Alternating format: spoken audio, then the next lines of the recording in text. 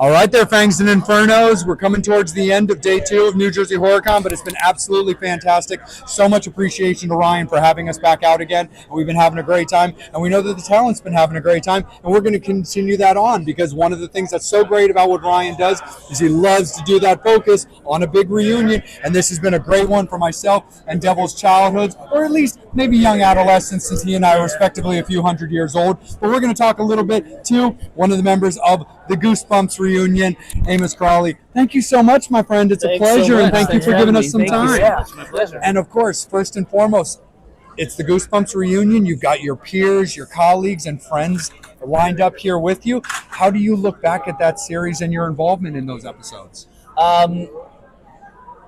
We were talking about it yesterday, and we were talking about the idea of like a slow burn or something that comes on in a way that you don't necessarily expect. Like a really good hot sauce or something, where it's like it's not so hot at first, and then it kicks your ass in a little while. Yeah. And that's kind of what this feels like, because we did this thing 20, 30 years ago. We were kids. We all got along like a house on fire. We knew it was kind of cool. We knew it had a sort of popularity. But then you turn around and you realize that it has lasted and that it's become a tradition for people.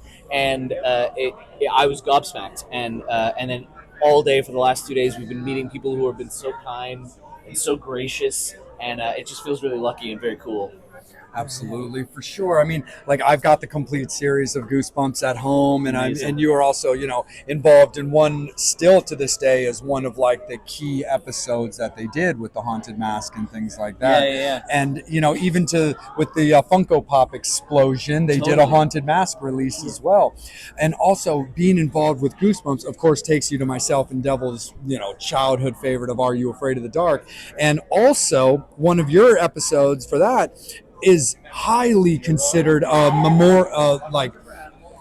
memory episode in the Ghastly Grinner, because everybody remembers that clown in their various scarring clown situations over their years. Yeah. So how do you look back at that? Because you and I were talking off camera about the difference between Nickelodeon then and Nickelodeon now, and even more so where you were talking about what the youth of the nation now is into, which isn't exactly TV necessarily. Yeah, no, I think my kids spend more time watching YouTube and stuff than they do watching anything like that. I have forced them to watch some stuff because I can do that as a dad, and they're partially interested in it. But yeah, I think it's just a different culture now, and I think there was a time where when Nickelodeon was a new channel, and then like in Canada we had a counterpart called YTV that did a lot of like co-production stuff with them, and involved a lot of the same folks like Ron Oliver and guys like that. I think there was this kind of explosion of like, up until a certain point in the late 80s, there were 3 channels, right? Or maybe 4 if you counted Fox. And then all of a sudden you have things like Nickelodeon, you have YTV, you have this explosion of creativity from a whole bunch of like, punk rock and comic book kids who get to suddenly get a little bit of, a low budget TV show, a little bit of money in their pocket, and they're bursting with creativity and creating like a new genre and a new thing.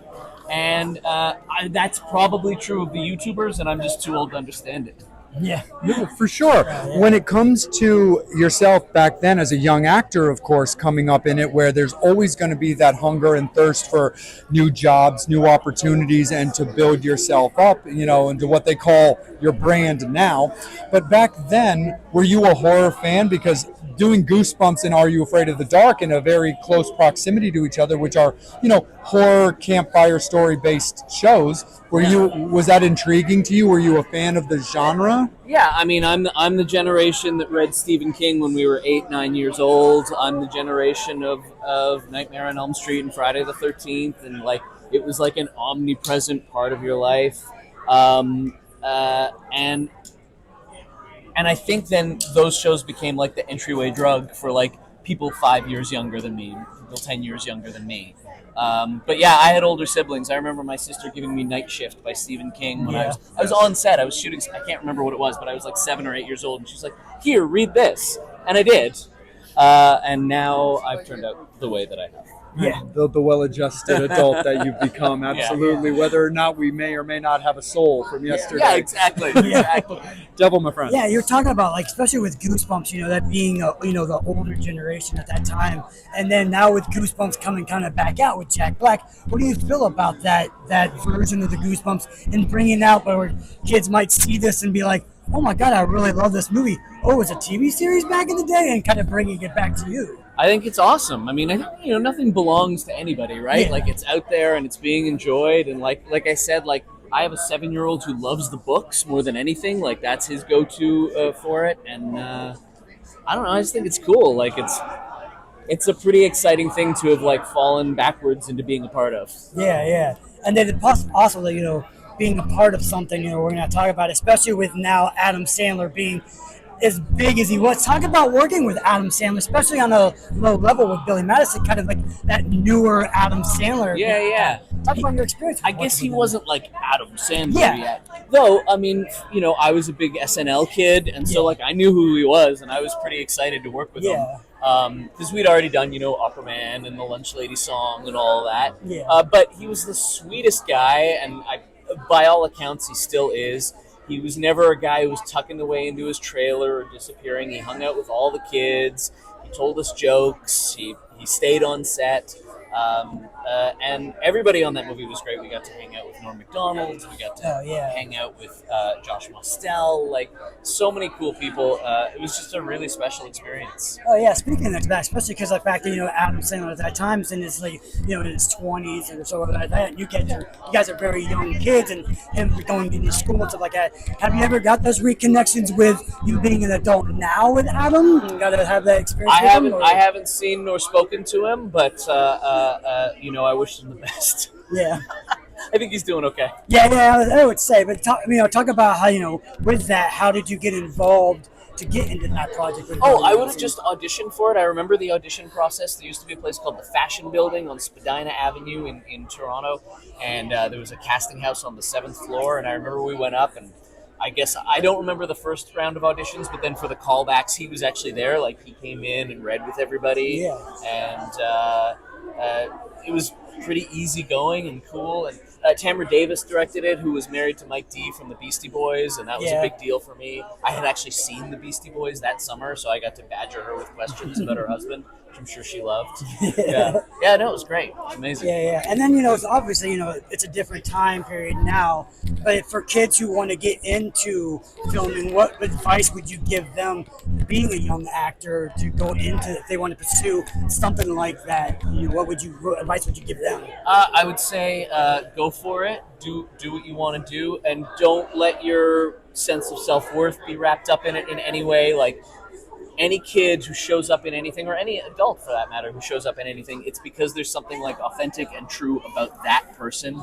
And I think sometimes we can get deluded into the idea that there's a right way to do something or a right way to perform. And so I would always just say, like, learn the mechanics of it, understand that there are things about text analysis and things about framing that are important, and a lot of boring theory. But at the end of the day, there's something like about you that's the most interesting thing. It's always going to be the thing that's going to make somebody want to watch you. Yeah. If it's not in one project, it's going to be in another one. Oh yeah, and then the follow up with that was that when you were such a young actor, was that something that you wanted to pursue as like at that, or you just kind of like randomly got into it? I kind of fell into it, and then around my early teens, I'd already actually been doing it for a while, but that's when I sort of started dedicating myself to it a little bit more. Okay. But that was just dumb luck. Awesome. With Goosebumps, Are You Afraid of the Dark, and then right up to Billy Madison, how long did your hair stay long? Oh gosh, I think it was long.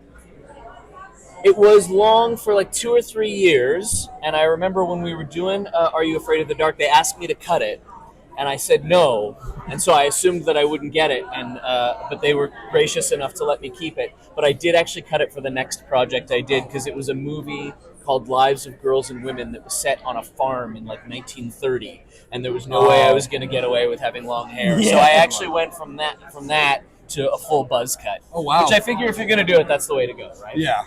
Did you ever go back to the long hair once you cut it? I never like that. Never Okay. quite that long again. Yeah. Once you got out of high school. Yeah.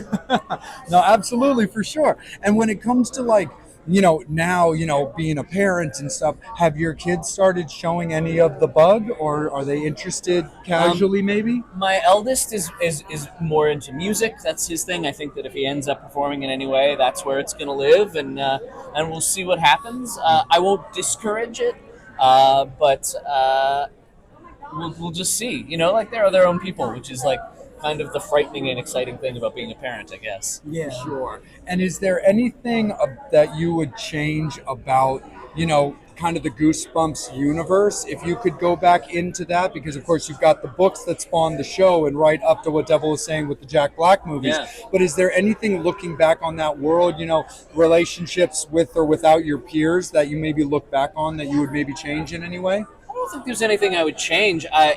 One of the nice things about this sort of little reunion tour we're doing is that, like, Catherine Long is here, and I wish that we had seen each other more in the intervening 30 years because it's so lovely to spend some time with her. But that's really the only thing I would change, is be better about keeping in touch.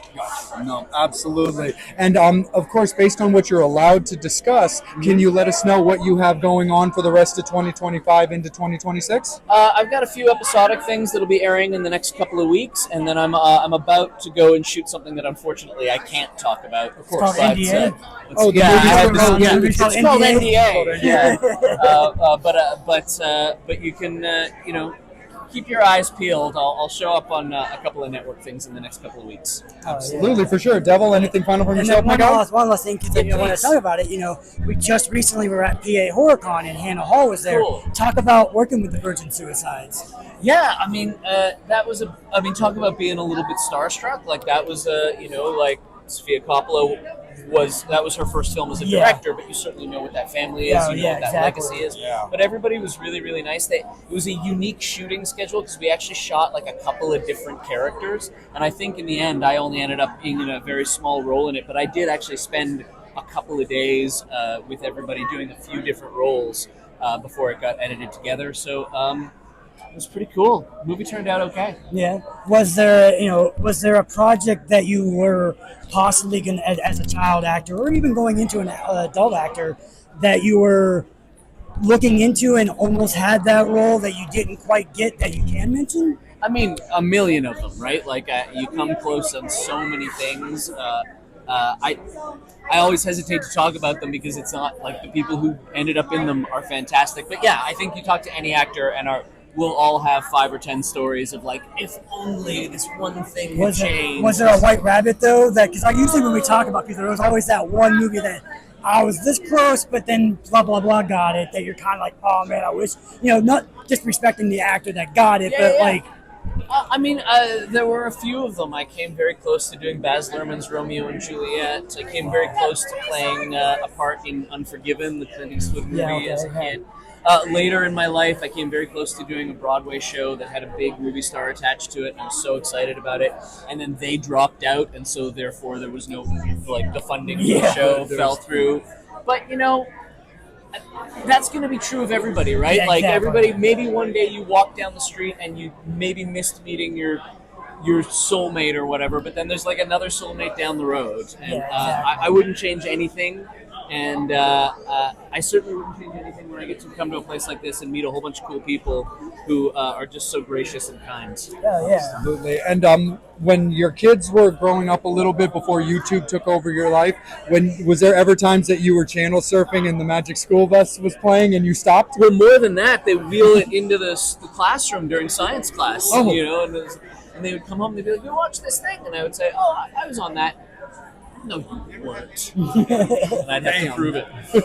No, absolutely. Well, Amos, thank you Hey, so thank you much so for much. some Yeah, of your you time. both so much. We I really really appreciate it. Thank you, Robin, for having us. Absolutely, for sure. Thanks, Infernos. Thank you guys so much. We really appreciate it. Make sure that you're following Amos on his socials, but all of the upcoming NDA movies that he's about to take part in and all of that fun stuff. We appreciate his time, and we appreciate you guys. Take care. Be good to each other. Horns up. So much. Fangs out. As always, he's Devil, I'm Vampire. But more importantly than that, he is Amos Crawley. Thanks so much. Thank you, sir. Thanks. Oh yeah.